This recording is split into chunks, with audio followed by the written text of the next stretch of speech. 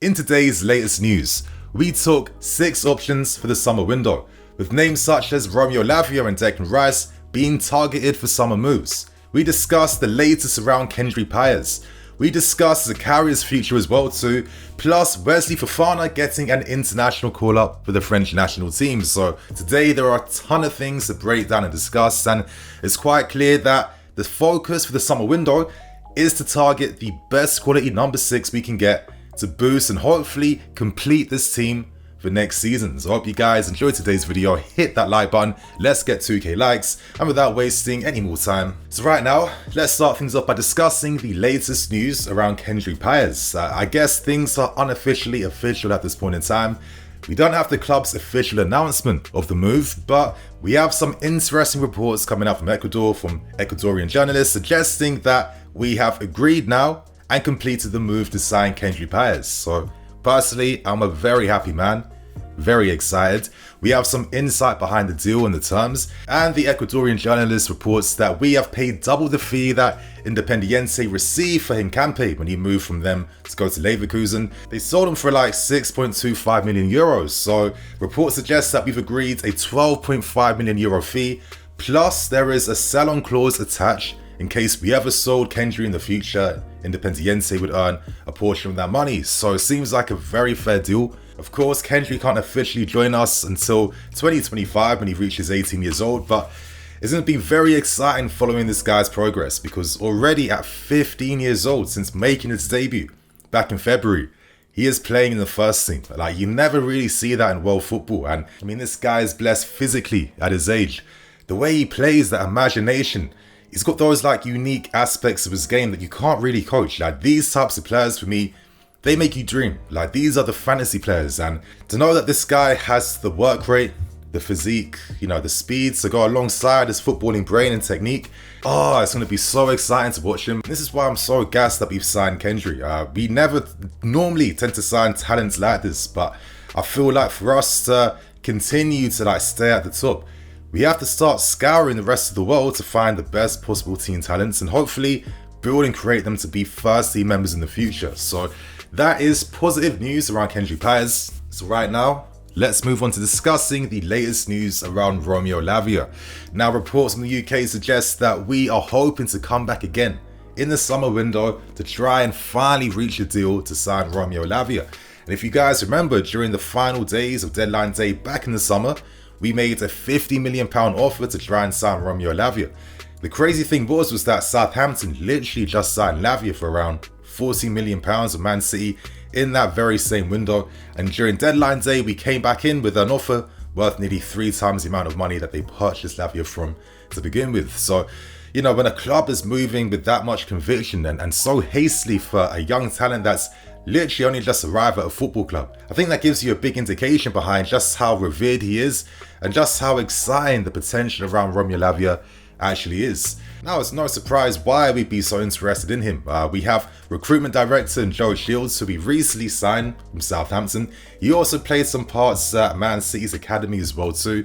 He's been a massive fan of LAVIA. He was the guy to originally bring LAVIA from Man City to Southampton, so it's no surprise that he wants to be partnered up again with his former protege. LAVIA, for me, isn't like a typical team. I love how he's acclimatized to life in the Premier League, because I think it tells you a lot about the guy's mentals, the fact that he's able to just ride the pressure, ride the physicality, the maturity that you need to have at this level as well too. He's a big talent, and he's showing that he's got strong character because he can play his game and he can influence the game playing his game. I think that is the key thing here. Now, Man City, there was some talks that they had a buyback option included in the sale for LAVIA to go to Southampton, but there's nothing to that. Man City agreed a sell-on clause of around 20% in case LAVIA was to ever be sold. So there is no first refusals or anything like that. If a club is able to satisfy Southampton's demands in the summer, they have a big chance of signing LAVIA.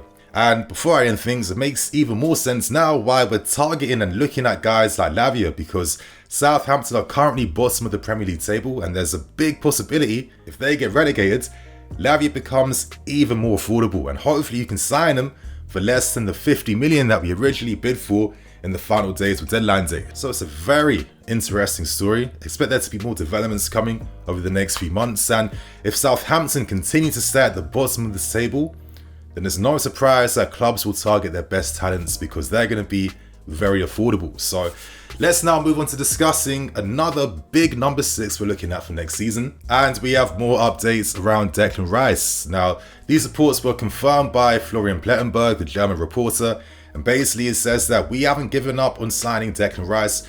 And why would we? I mean, Rice's contract expires in 2024. West Ham again are performing so poor in the Premier League, and would it be any surprise if they found themselves getting relegated because it's so tight at the bottom of the PL? We know that Declan Rice wants out now. This is his best opportunity. As I said, his contract expires in 2024. Around like 18 months left. West Ham can't be demanding figures of like 80 million now.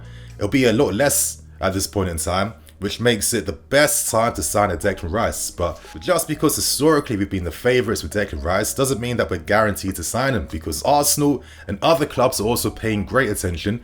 And a few things I know is the fact that many English players aren't really interested in signing 6, 7, 8 year deals at all. 5 years max, because they want to make sure as they approach like the premium years of their career, they can command the biggest contracts of their careers.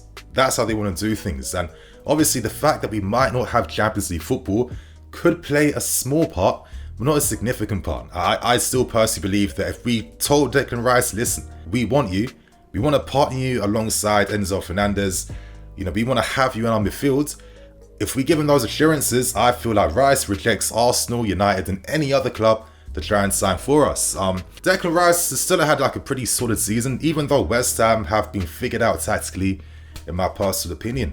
One thing I like about Rice too is the leadership that he brings. And I kind of feel like when you look at the most successful teams that win things, you need to have those characters in your team. There's going to be moments in the game where you're not going to play beautiful football and win games easily week in, week out. Sometimes you have to grind for wins. You have to grind for results. And you need figures on that field that's going to be telling guys where to go, lifting up morale, of course, and leading by example. That's what helps. And I think the more figures we have like this, you know, guys that want to win, guys that have personality, guys that have leadership, that we have together in the squad, that is going to set us up in the future. Like originally, back in the day when we brought in guys like, you know, Cavaliers and Drogba's to partner your John Terry's and Frank Lampard's, you know, the character these guys brought assimilated into the squad so perfectly and just rose the entire level ridiculously to a point where even when guys like Mourinho like finally left, the squad was pretty much good enough to just like continue running things himself, irregardless of the input of guys like, let's say, like an Avram Grant,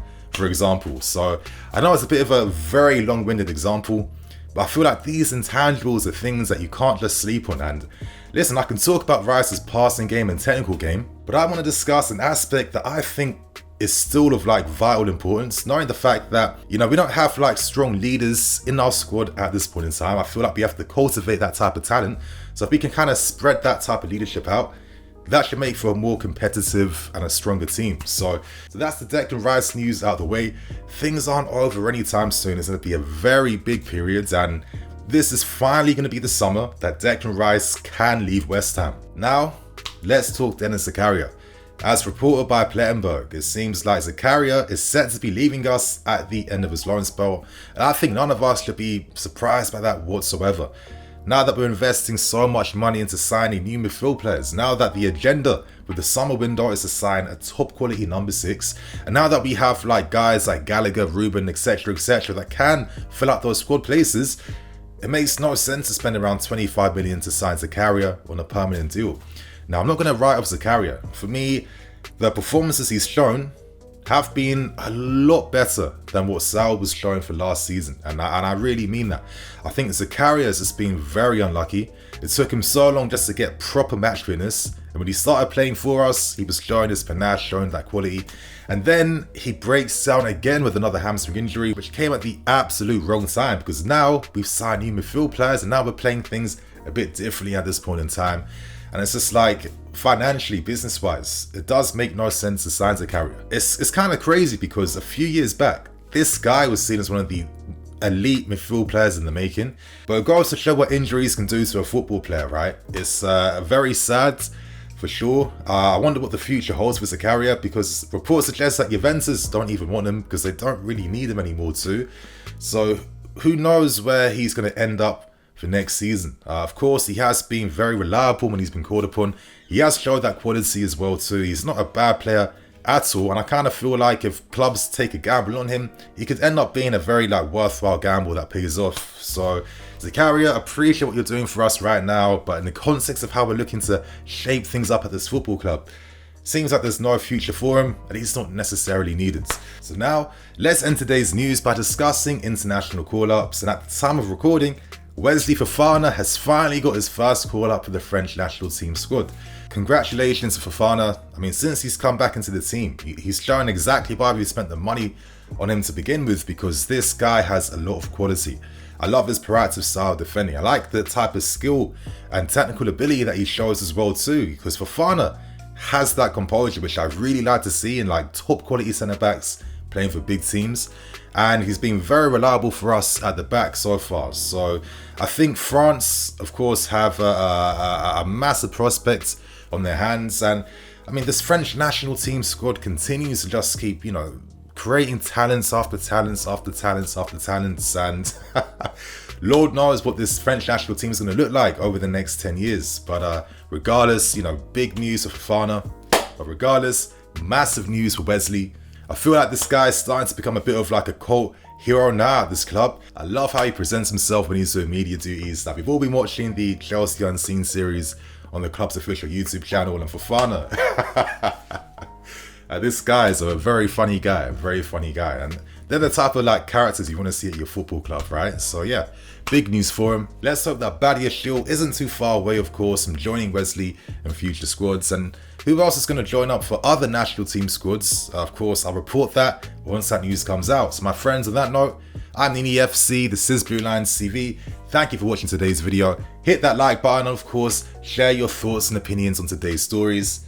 I'll catch you guys soon with some more videos. Cool.